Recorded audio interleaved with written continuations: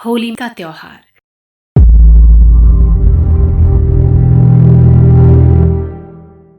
समस्त हिंदू त्योहारों में अपने ढंग का निराला है।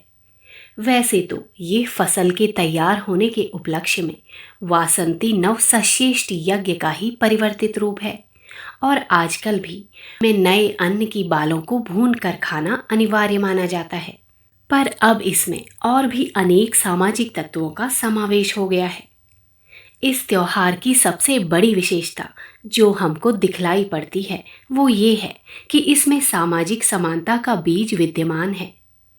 होली ही एकमात्र ऐसा त्योहार है जिसमें हिंदू समाज का प्रत्येक व्यक्ति एक दूसरे के संपर्क में आ सकता है और छोटे से छोटा व्यक्ति भी उच्च स्थिति के व्यक्ति के साथ बेतकल्लुफी का व्यवहार कर सकता है। यद्यपि हम इस त्योहार में अनेक व्यक्तियों द्वारा प्रदर्शित की जाने वाली गंदगी, अश्लीलता, मूर्खतापूर्ण व्यवहार का समर्थन नहीं कर सकते, तो भी इसमें पारस्परिक प्रेम, निसंकोच उल्लास, हार्दिक हास्य विनोद और समानता का तत्व पर्याप्त रूप से समाया रहता है। होली का आरंभ कब और कैसे हुआ, इसके संबंध में जनता में कई प्रकार के विश्वास प्रचलित हैं। अधिकांश लोग तो इसका संबंध होलिका द्वारा प्रहलाद को जलाए जाने की घटना से जोड़ते हैं। भविष्य पुराण में लिखा है कि ढूंढला नामक राक्षसी ने शिव पार्वती की तपस्या करके ये वरदान प्राप्त किया था कि वो सुर असुर नर नाग किसी से न मारे जा सके और जिस बालक को पा जाए उसे खा सके। पर वरदान देते समय महादेव जी ने ये शर्त लगा दी कि जो बालक विभत्स आचरण करते और निर्लज्जतापूर्वक फिरते पाए जाएंगे उनको तू न खा सकेगी। इस कारण उस राक्षसी से बचने के लिए लड़के इस त्योहार पर तरह तरह के विभत्स और निर्लज्जतापूर्ण स्वांग करते हैं और गंदी गंदी गालियां बकते हैं। होली का त्योहार फाल्गुन की पूर्णिमा को होता है। आज के दिन महर्षि वशिष्ठ जी ने सब मनुष्यों के लिए अभयदान मांगा था जिससे वे निशंक होकर हंसे खेलें, उछलें कूदें। आज के दिन बालक काठ की तलवार लेकर योद्धाओं की नकल करते हुए विचरण करते हैं। चाहे जहां से लकड़ी कंडे उठाकर होली में डाल देना, धूल और राख उड़ाना, नालियों की कीचड़ तक से परहेज न करना आज के दिन बालकों के लिए क्षम्य समझा जाता है। बड़ी आयु के व्यक्ति रंग से भरी पिचकारियों और गुलाल अबीर आदि से प्रेमाभिवादन करते हैं। शास्त्रों में गंध, पुष्प, धूप, दीप, नैवेद्य, दक्षिणा और फलों से होलिका का पूजन करने का विधान लिखा है। आजकल भी स्त्रियां गोबर से तरह तरह की आकृति की वस्तुएं बनाकर पूरी और पकवान आदि के साथ होली में डालती हैं। इस अवसर पर सब लोग ऊंच नीच, छुटाई बढ़ाई का विचार छोड़कर खुले दिल से एक दूसरे से मिलते हैं। अगर गत वर्ष में किसी कारण परस्पर मनोमालिन्य, बैर, विरोध उत्पन्न हो गया हो तो उसको होली की अग्नि में भस्म करके पुनः मित्रता स्थापित कर लेते हैं। इस प्रकार होली का त्योहार प्रेम प्रसार का पर्व है। यह बिछड़े हुए फटे हृदयों को मिला देता है। जात पात का जो घातक विष हिंदू समाज में व्याप्त हो गया है और जिसके कारण इस देश में फूट तथा कलह का साम्राज्य फैल गया, वो भी होली के दिन अधिकांश में हट जाता है।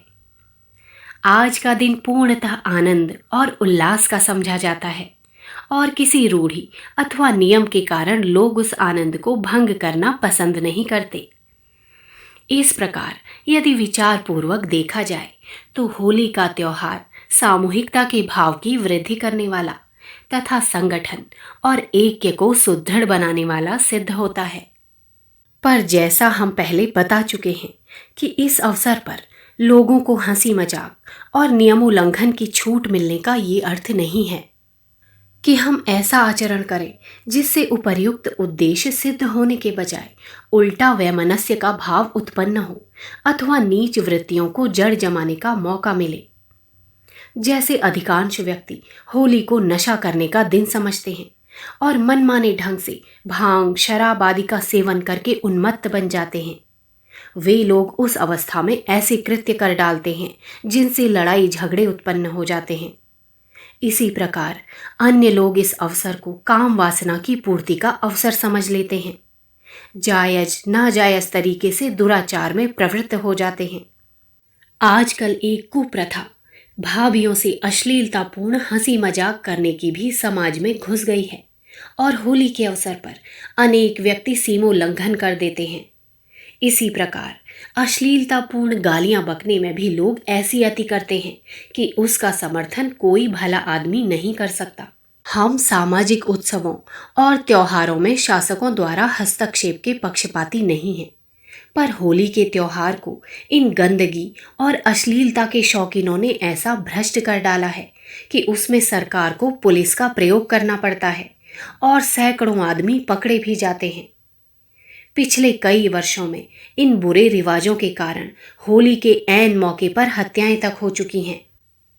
इसलिए समाज हितैषियों और अपने देशवासियों का कल्याण चाहने वाले सभी सज्जनों का कर्तव्य है कि वे होली के त्योहार को संशोधित रूप में प्रचलित करने का प्रयत्न करें। जैसे आजकल अनेक नगरों के कुछ मोहल्लों में इस अवसर पर सामूहिक चंदा करके केवल रंग गुलाल की होली और संगीत आदि की व्यवस्था की जाती है। हम मनोरंजन और हास्य विनोद के विरोधी नहीं हैं, वरन हम यहाँ तक मानने को तैयार हैं कि हंसना हंसाना मनुष्य जीवन के लिए वरदान स्वरूप है और जो हंस नहीं सकता उसकी गिनती मनुष्यों में नहीं करनी चाहिए।